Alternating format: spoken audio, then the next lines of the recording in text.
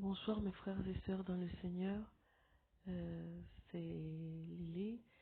Je viens encore vous continuer la série de rêves d'enlèvement que notre Seigneur Jésus m'a donné et m'a mis à cœur de partager avec vous.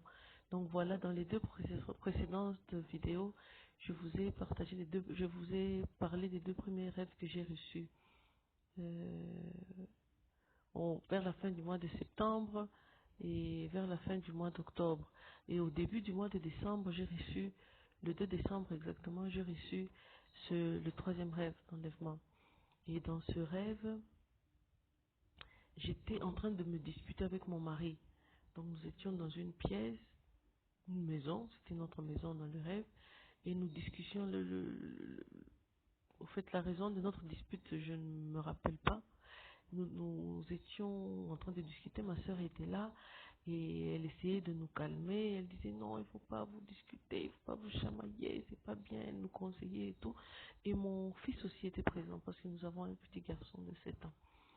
Et, euh, et donc nous disputions. Et j'étais tellement en colère que j'ai même injurié mon mari. Et quand j'ai injurié mon mari, il y a mon petit garçon qui rigolait. Ah, ah, maman, tu as injurié, maman, tu as injurié. Et cela, ça m'a fait mal au cœur parce que dans mon couple, euh, je n'aime pas personnellement régler mes différences ou qu'on règle nos différences devant l'enfant. Quand on a se chamailler ou devant l'enfant, je n'aime pas. Et donc, dans ce rêve, on s'est chamaillé et j'ai même injurié mon mari devant mon fils. Et mon fils rigolait et répétait l'injure que j'avais dit. Ça m'avait fait très mal. Et c'est pour cette raison que je me suis déplacée. Dans les rêves, je suis allée dans une autre pièce. Et dans la pièce où j'étais allée, j'ai entendu des gouttes d'eau. Je me dis qu'il pleuvait. Et donc j'ai quitté cette pièce-là. Je suis allée dans une autre pièce de la maison qui était comme le salon. Hein. Et donc il y avait de grandes baies vitrées. Et en fait, je voyais, c'était comme la maison était en pleine rue. Donc j'avais une vue de 360 degrés sur la rue. Et il pleuvait, le ciel était tout rouge, mes frères et sœurs dans le Seigneur. Je n'ai jamais vu un ciel comme ça. Le ciel était tout rouge et il pleuvait, et donc avec les gouttes d'eau, il tombait du ciel comme des poissons, des oiseaux. Je n'ai pas ces détails-là donc je vois, quand je ferme les yeux, je vois des trucs qui tombaient, mais je ne parviens pas euh, avoir des détails la nature de ces choses qui tombaient. Il y avait des trucs qui tombaient avec de l'eau, avec ces gouttes d'eau, quoi. Et, euh, et les gens qui couraient dans tous les sens. C'était une situation chaotique. Il y avait des gens de toutes les races, de tous les âges qui couraient dans tous les sens. Et donc moi, je commençais à fermer les portes-fenêtres. C'est comme si, en fait, les portes-fenêtres avaient trois feuilles de vitre. C'était pas trois portes-fenêtres. Non. Il y avait beaucoup de portes-fenêtres, mais celle que je fermais avait trois vitres. C'est comme si chaque porte était formée de trois vitres.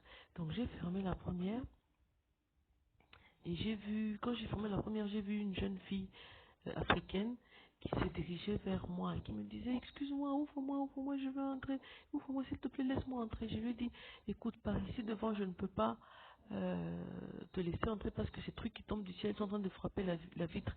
Mais si tu vas par derrière, on va te laisser entrer. Et donc la jeune fille est passée par derrière, elle est partie vers l'arrière de la maison. Et moi, je continuais à regarder toute la scène qui se passait dans la rue, au dehors de la maison. J'ai fermé la deuxième vitre de la porte-fenêtre.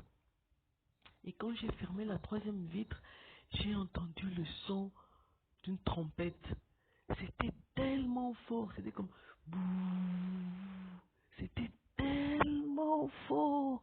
Et au son de la trompette, devant mes yeux, j'ai vu des gens disparaître, c'est-à-dire dans ce chaos, des gens qui couraient dans tous les sens, dans tous les sens, excusez-moi, il y avait des gens qui disparaissaient, tchoup, tchoup, certains disparaissaient et d'autres non. Et donc j'ai compris directement que c'était l'enlèvement. Et j'ai commencé à pleurer. Pardon Seigneur, pardon Seigneur, pardon Seigneur, pardonne-moi. Et je me suis réveillée, le rêve s'est arrêté.